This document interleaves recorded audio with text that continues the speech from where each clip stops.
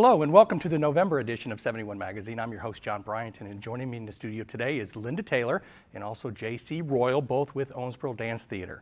Ladies, welcome to the show. Thank you, John. This has sort of become a tradition. Every year in the month of November, we bring you folks on, to talk about, the Nutcracker, and it's always a big production every year in Owensboro, and I know very well received also. Linda, I'm going to begin with you.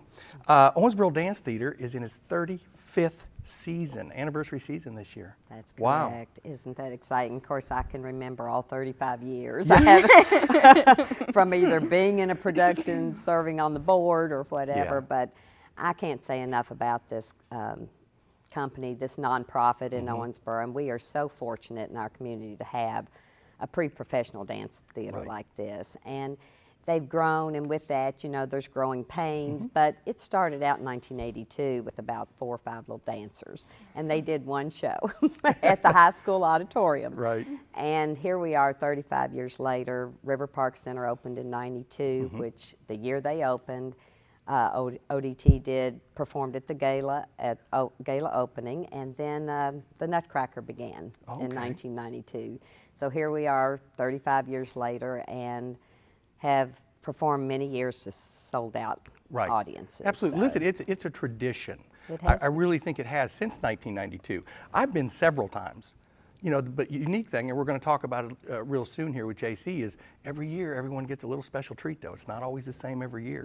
No, she'll mix it up. Joy Johnson is our artistic director, and she knows how to mix it up and make it a little different every year. And we've added the shop, and people can buy Nutcracker things and ODT apparel or Nutcracker apparel, and I mean it's become a big thing. And so with the growth, we've had to do a little restructuring this year, and reduce the size of the board. So that group focuses on fund development and business at hand, and then we have a brand new ODT Alliance, which is our volunteer group.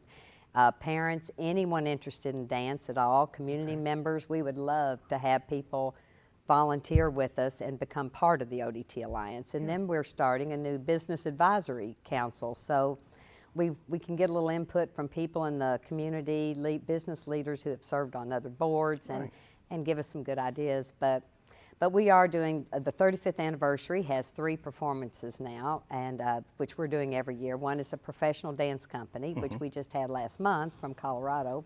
That was Apex Dance, and they did a blend of technology and dance together, and so that was real interesting. Now, we had the Nutcracker, of course, December 3rd at 7 p.m. at River Park.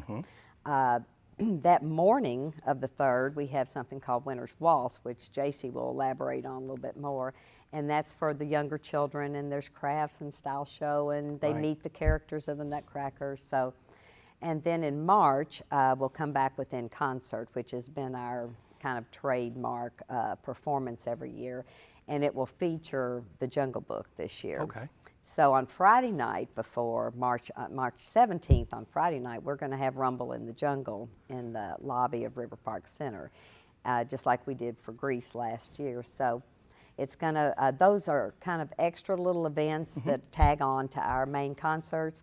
And what we're able to do with that is put money back into our outreach programs, Dance Ambassadors, AAA, which is Arts Access for All. We bring Dance Ambassadors is when our guest artists, which are all professional dancers, come and visit the schools and have question and answer, show them some dance, ask them, they can ask them questions. And then experience the show. We're able to offer free tickets and bus transportation fees, so schools can come in the morning before and have school performances. And excellent. For Nutcracker, they're pretty full. Yeah, no, that is true. So that's basically, and then we're going to culminate the year in June 3rd with the 35th anniversary gala. And so we'll have alumni from the past 35 years coming in for this. It'll be a weekend of events, and so Saturday night gala, I think Sunday's going to be the recital, is that right? I mean, Joy's like, I don't know how she's going to fit all this in, but it should be a lot of fun, and it's always good to see the former dancers, especially those that have gone on to dance professionally and all that. It's interesting you say that, because first of all, you're probably going to need to have that at the convention center, because there's probably going to be so many. I remember there was a time when after one of the shoots we did here, one of the interviews we did, you all got to talking about the dancers and I mean, how many people have continued to dance and have made careers out of this, in one form or another. So, I mean, it's a lasting impact that you're making, and that's what's most important. In so many ways, and even for all those that have gone on, and they have developed so many personal skills, I mean, soft skills that have taken them so far with their education and in life and with their new careers. And so even if they didn't do dance, every one of those girls will tell you that they feel like they owe their success in life to the experience and the discipline they had in Owensboro Dance Theater. What people don't understand is when you do dance and things of that nature, you gain confidence. There's all sorts of soft skills, like you say, that these kids will gain, when they go through all this, and they don't even realize it until later. That's that it's really helped them. So, well, JC, let's get into talking about the 24th annual production of the Nutcracker. Yes, 24th annual production of the Nutcracker. And have you been in all of them? Not all of them, not all of them, but I have been in them since I was 7 years old, and I'm about to be 23. So I've been around. Good. Most of my life. I've been in these productions, and I mean, like you said, it's just a tradition. I mean, it's a holiday classic. It just starts the Christmas season. It's the first weekend of December, and then from there on out, you're allowed to listen to your Christmas music now. You're really getting the Christmas spirit after Nutcracker, and like you said, Miss Johnson is so great about adding new things every year. And I love now that I finally get to see that side of it, everything behind the scenes that I didn't get to know when I was dancing there. It's a lot. But it's just so great. Like you said, it's December 3rd at 7 o'clock and at the River Park Center. Okay. Now, now I know every year you guys are great about, adding some little special effects and things that doesn't make it the same every year. So what can we expect this year? This year we're having a lot of flying. So across the stage you'll see levitation. We're going to levitate an Arabian dancer.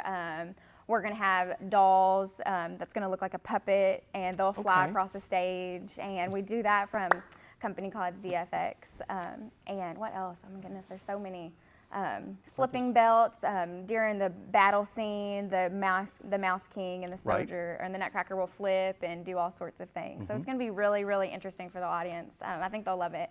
We also have 2 new guest artists coming. They're actually from Lexington, Kentucky. Okay. Yes, at the Kentucky Ballet Theater, and their names are Macy Garcia and Jorge Berari. Okay.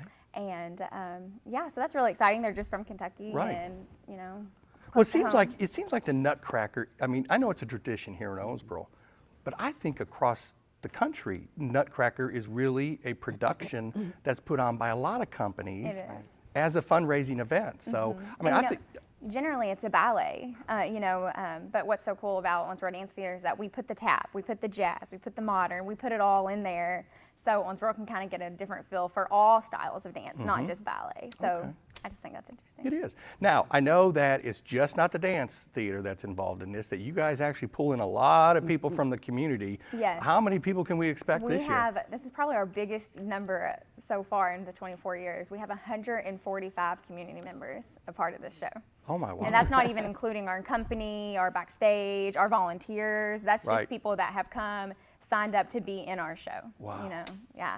I can't imagine being a backstage manager for that production. That's got to be crazy. But they have done this so many years that it just works like a fine old machine. Yeah. I mean, they have certain areas of River Park where they bring all those precious little kids down there, and they're so quiet, and it's a wonderful experience for these little kids. I mean, I'm excited. My grandson's going to be in it this year. He just turned 6, and you have to be 6 to be able to be in these productions. So he's already looking forward to the Jungle Book. So. But that, as I was saying earlier, I mean, they had 3-5 people maybe get started with Owensboro Dance Theater, and I think Joy was dancing even then in it.